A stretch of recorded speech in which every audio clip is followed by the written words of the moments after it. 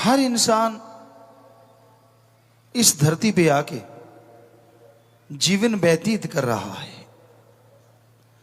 सुबह होती है, दिन गुजरता है, रात हो जाती है, नींद लेता है, सुबह उठता है, दिन गुजरता है, रात हो जाती है।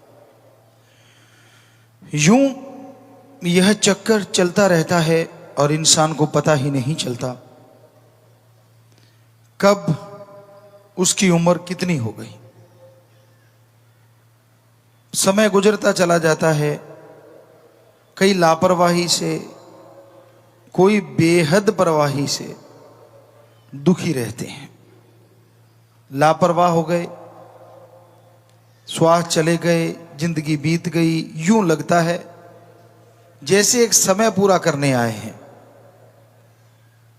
और ज्यादा टेंशन, ज्यादा चिंता, ज्यादा परवाह करना, वो भी दुख का कारण है। इंसान जब राम के नाम से जुड़ता है तो उसे पता चलता है कि हां, घंटे, महीने, साल जो गुजर रहे हैं कुल उम्र में से कम हो रहे हैं।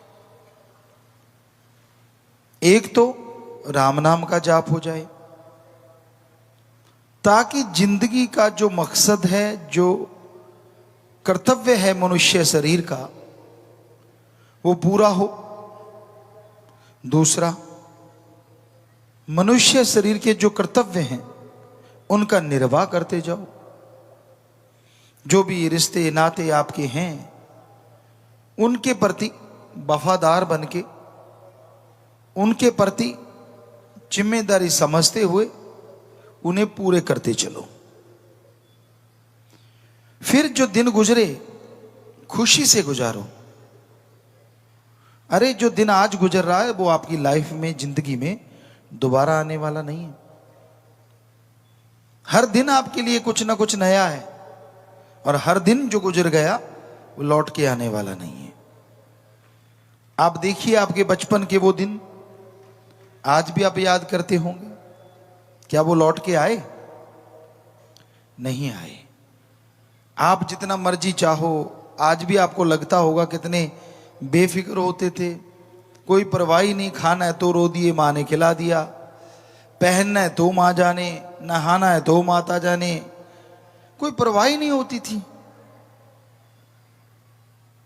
पर वो बचपन आपके कहने से या किसी के कहने से जिनका अच्छा गुजरा है वो दोबारा आने वाला नहीं है, और जिनका बुरा गुजरा है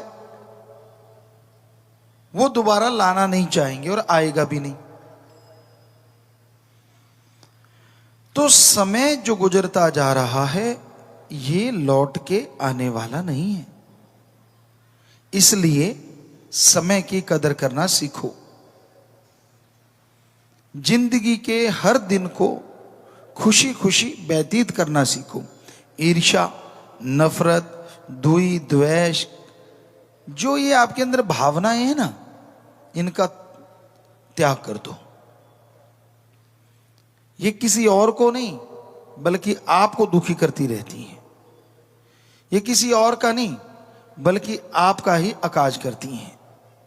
आपके अंदर कोई भावना आई, आपके अंदर गलत विचार आए, वो विचार आपको ले डूबते हैं। आप जलते रहते हैं, आप तड़पते रहते हैं, आप बेचैन रहते हैं, व्याकुल रहते हैं, क्योंकि गलत भावना से कुछ फायदा होने वाला नहीं है, नुकसान है। गलत सोच आपके अंदर आ गई, गलत विचार आपके अंदर आ गए,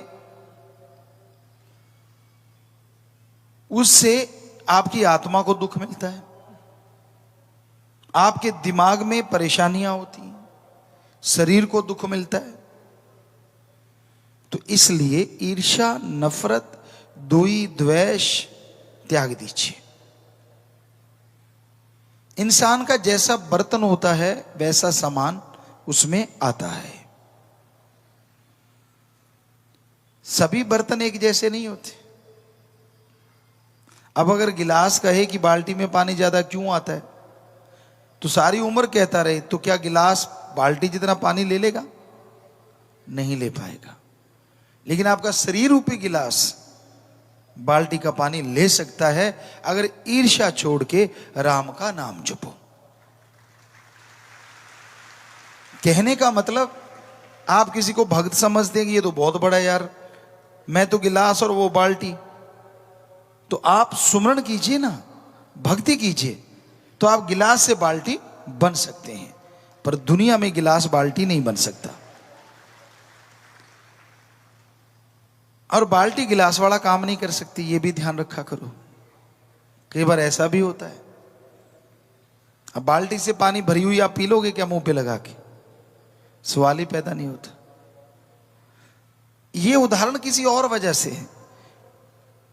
गिलास छोटा, यानी अगर दीनता नम्रता समझते हो तो इसका मतलब ये नहीं है कि आप छोटे हैं, क्योंकि दीनता नम्रता से जितना भगवान खुश होता है उतना बड़ेपन या अहंकार करने से कभी खुश नहीं होता। एक ही उदाहरण को चाहे 10 बार प्रयोग कर लो, 10 बार अलग अलग मीनिंग निकल सकते हैं।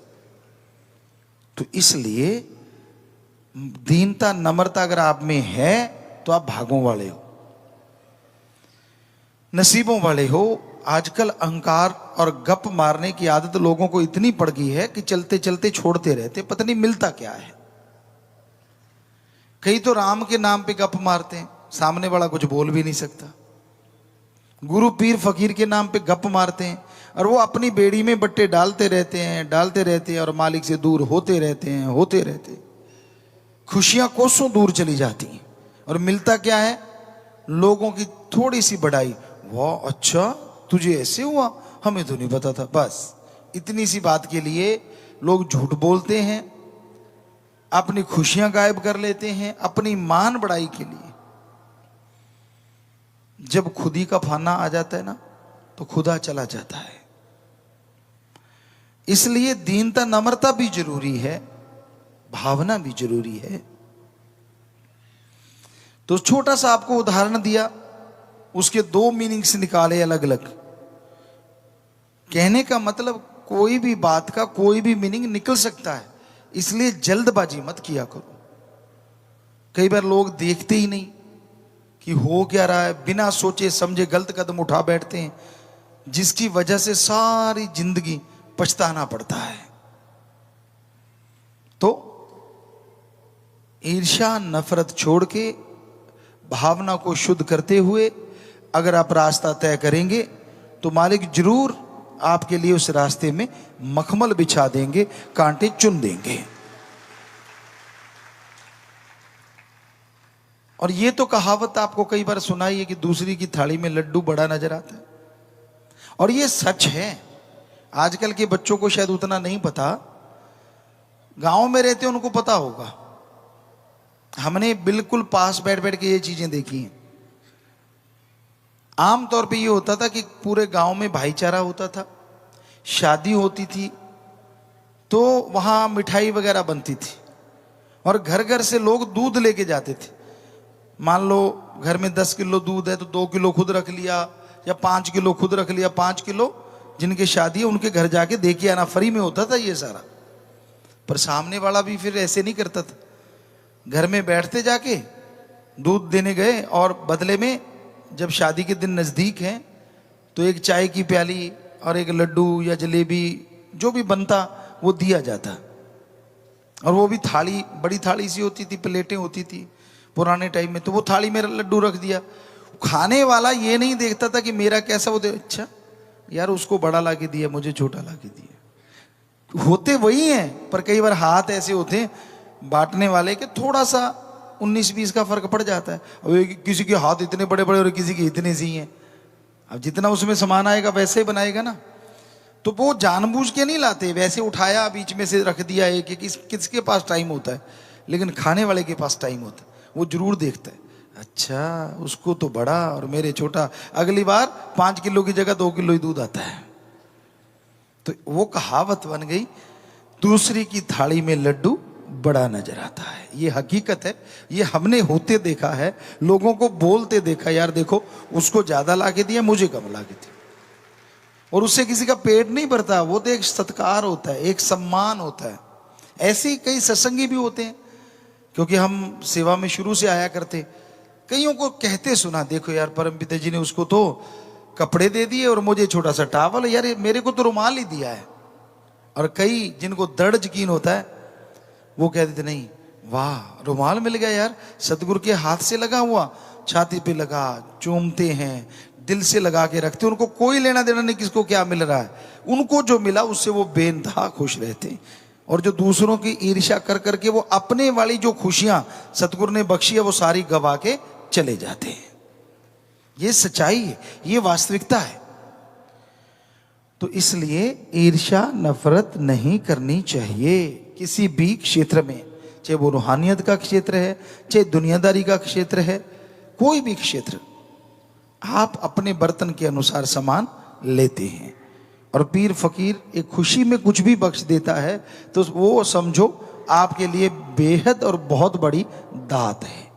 आप उसे लेते किस तरीके से हैं, आप उसे संभालते किस तरीके से, ये आप पे निर्भर करता है। तो इसलिए दृढ़ यकीन के साथ आगे बढ़ा करो। कुछ ऐसा घटित होता है कई बार इंसान के घर में या परिवार में, इंसान झिझकोड़ा जाता है, हिल जाता है जिसे कहते हैं।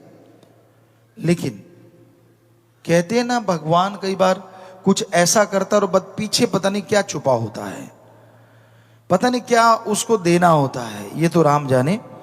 या फिर ये भी हो सकता है कि उसके कोई भयानक कर्म जुड़े होते हैं जिसकी सजा उसे मिलती है। और अगर वो सत्संगी है, राम का नाम लेने वाला है, तो वो तेरा भाड़ा मीठा लगे कि मालिक तू जान, तेरा काम जान, मैं तो तेरा बच्चा हूं, मेरे लिए क्या सही है क्या गलत वो तो तू जानता है। अगर मेरे लिए ये सही है तो सतवचन, अगर वो सही है तो भी सतवचन। तो दृढ़ यकीन के साथ जो ऐसा करते हैं उनको कभी टेंशन नहीं आती, कभी दुख नहीं आता, कभी परेशानियां नहीं आती, और वो मालिक की खुशी में झोलियां भरते हुए जिंदगी गुजारते रहते हैं। इंसानियत आज के दौर में रस्ताल में जा रही है, धरातल में जा रही है, बिल्कुल गिरती जा रही है।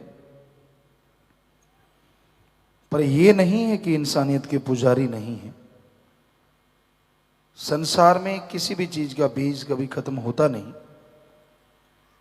इंसानियत आज जिंदा है तो उनके अंदर जिनके माँ बाप के अच्छे संस्कार हैं, या कोई अपने पीर फकीर की बात को मानता है।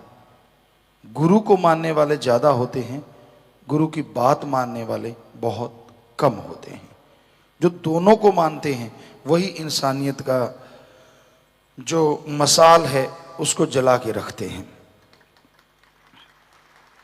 गुरु और गुरु वचन इंसान अगर माने तो उसकी कुलों का उद्धार, पीढ़ियों का उद्धार, सिर्फ उद्धार के लिए ना आप करें, दोनों जहां में नाम आपका जय जयकार, चलो उसके लिए भी ना करें, पर आपके अंदर की जो एक आदत है जो भगवान ने भरी है या जिससे आप पहचाने जाते हैं, उस इंसानियत के लिए आप हमेशा तरक्की करते जाएंगे। तो गुरु क्या कहता है? वो ये नहीं कहता आजा मेरे पांव दबा, ये नहीं कहता कि मेरे लिए कपड़े क्यों नहीं लेके आया, मैं शराफ दे दूंगा। वो ये नहीं कहता कि मेरे लिए गाड़ी मोटर क्यों नहीं लेके आया। वो ये नहीं कहता कि मेरे लिए दूध दही क्यों नहीं लेके आया। वो गुरु सच्चा क्या कहता है? तूने राम का नाम क्यों नहीं जपा? क्यों क्यों कहता है? उसे क्या मिल जाएगा? क्योंकि गुरु जानता है, एक मैकेनिक जानता है गाड़ी ऐसा चलेगी, इसमें ये पुर्जे हैं, ऐसा मोबाइल आप ऑयल डालोगे, दूसरा ऑयल डालोगे, ये रिपेयर करना होगा, ये फिल्टर चेंज करना होगा। वैसे ही गुरु मैकेनिक है भगवान के हुक्म से इंसान का। उसे मालूम है कि अगर ये सुमरन नहीं करेगा तो इसका आत्मविश्वास नहीं बढ़ेगा, और आत्मविश्वास नहीं बढ़ेगा तो ये इंसान किसी भी काम में तरक्की कभी हासिल नहीं करेगा। तो आत्मबल, विल पावर अति जरूरी है। कहते हैं ना, किसी के थोड़ा सा कांटा भी लग जाए चीखे मारते हैं, और किसी के छाती का जख्म भी हो पता ही नहीं होता कि छाती का जख्म भी है। तो विल पावर का आना अति जरूरी है। इसलिए गुरु पूछता है सुमरण क्यों नहीं किया भाई, राम नाम क्यों नहीं जपता? उससे ही विल पावर आएगा। नासा साइंस के अंदर भी अब तो 99% भगवान को मान चुके हैं। उनकी नई रिसर्च आ रही है, नई बहुत सारे साइंटिस्ट ये चीज़ें मानने लगे हैं कि हाँ भगवान नाम की कोई ताकत है। 99 मतलब 100 ही हो गया। अब 1% का मतलब कुछ होंगे सिरफिरे, वो तो अनपढ़ भी नहीं मानते सिरफिरे होते हैं। साइंटिस्ट की क्या बात, वो भी नहीं मानते कि भगवान है ही नहीं, परमात्मा है ही नहीं। जबकि साइंटिस्ट जब ये मान लें, इसका मतलब बुद्धिजीवियों को ये मान लेना चाहिए कि पावर है, सुप्रीम पावर, पावर हाउस है। और वो सुप्रीम पावर किसी का बुरा करने के लिए नहीं है। अब लाइट आई, ये किसी का बुरा करने के लिए तो नहीं है। कोई धक्के से प्लग में उंगलियां डाल दे, नंगी तार को पकड़ ले, तो ये लाइट का क्या दोष। तो सुप्रीम पावर तो वो भी नहीं करता, कोई धक्के से उसको पकड़ ले तो भी भला करेगा, कोई पकड़े तो सही। तो वो सुप्रीम पावर भगवान, अल्लाह, गॉड, खुदा, राम, ईश्वर, वो ऐसी शक्ति है, ऐसी ताकत है जो इंसान के हौसलों को बुलंद करती है, बीमारी का एहसास नहीं होने देती। एक होता है कि जरा सी बीमारी, वही चारपाई पे लेट के, एक होता है बड़ी बीमारी, क्या है, कुछ नहीं, परवाही कोई नहीं। तो वाकई माइंड ने ये सोच लिया, डॉक्टर मानते हैं, मनोवैज्ञानिक, कि जब आदमी ये मान लेता कुछ भी नहीं, तो समझ लो 70-80% कुछ भी नहीं, और रह गया 15-20%, थोड़ा ट्रीटमेंट करवा लो, उससे ठीक हो जाता है। पर एक ने ये मान लो मर गए, अच्छा अब नहीं उठ सकते, माइंड ने मान लिया 80% नहीं उठ सकते, दवाइयां क्या काम करेंगी। तो ये है विल पावर। आपके अंदर विल पावर होनी चाहिए।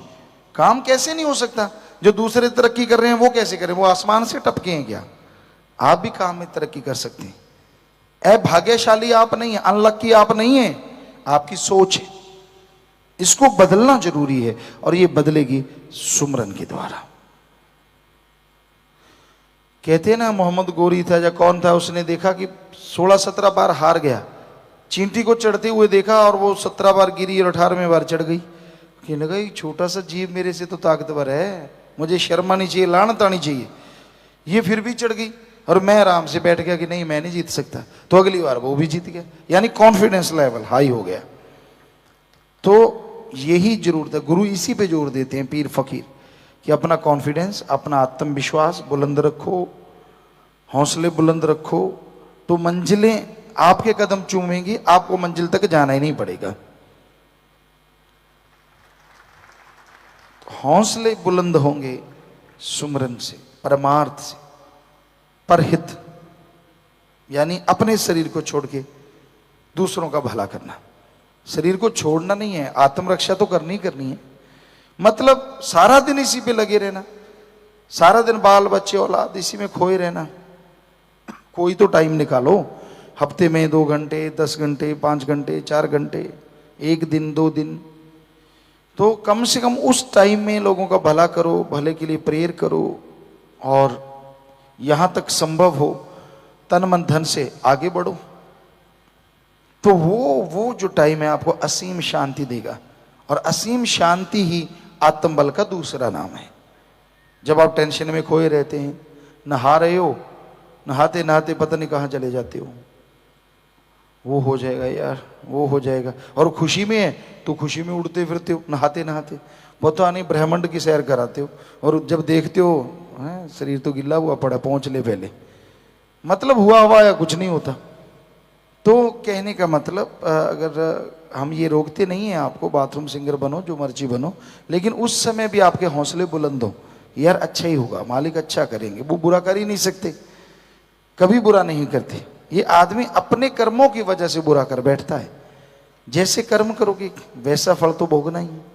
हाँ, कर्म आपसे हो गए बाई चांस, आप भोगना नहीं चाहते, तो गुरु इसीलिए तो बना है। और गुरु का काम क्या है, चलो आप बाई चांस जाने अनजाने में आपसे ऐसे कर्म हो गए जो भोगते समय भयानक होगा, पहाड़ होगा, तो आप राम का नाम जपो, परमार्थ करो, वो कंकर बन जाएगा। टेंशन ना लो, बस टेंशन छोड़ दो, जो होगा मालिक ने करना है। और जो मालिक के हो गए, मालिक उनका बाड़ बांका नहीं होने देता, ऐसी पावर है वो। पहले कहावत हुआ करती थी, कामा दे आके टग्गे नहीं मरते। बैल हल जोते थे और काग आते थे, उनको होता था यार ये मर जाए, इतना बड़ा है, चोंच मार मार के मांस खाएंगे, इधर उधर टपूसी मारते घूमते रहते। लेकिन उनके कहने से थोड़ी ना बैल मरते। सो कुत्ते कितने भौंकते हैं, हाथी को कुछ होता है क्या? उसको कोई फर्क नहीं पड़ता। तो इसलिए जिनका आत्मविश्वास होगा वही हाथी बनेगा ना, वरना चूहा बन के बिल्ली में घुस जाते हैं। कोई जरा सी बात, ओह यार देखना अपना ना कि ना, अपने बचा के रखो, बस बिल्ली में घुस गए। तो कहने का मतलब हौसले बुलंद भी बोलने से नहीं होते, ये अंदर पावर होगी तो ही ना। बल्ब डिम जगेगा तो जगेगा, अगर पावर हाउस से पावर आएगी तभी तेज आएगा, तभी अंधेरा दूर होगा। अगर आत्मविश्वास तभी आएगा अगर आत्मविश्वास के कोई काम करोगे, पावर हाउस से जुड़ोगे तभी आत्मविश्वास आएगा। आपके कहने से कुछ नहीं होता। तो आप हमेशा सुमरन करें, भले कर्म करें, परमार्थ करें।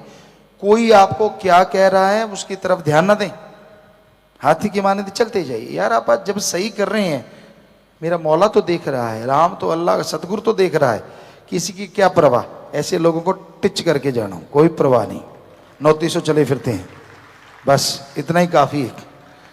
तो इतने हौसले बुलंद रख के आगे बढ़ो, किसी का बुरा ना करो, बुरा ना सोचो, कभी भी सबका भला मांगो कि मालिक सबका भला कर। मालिक करने वाले हैं, उनकी मर्जी करे ना करें, क्योंकि वो मालिक ने तो कर्मों के अनुसार भला करना है ना।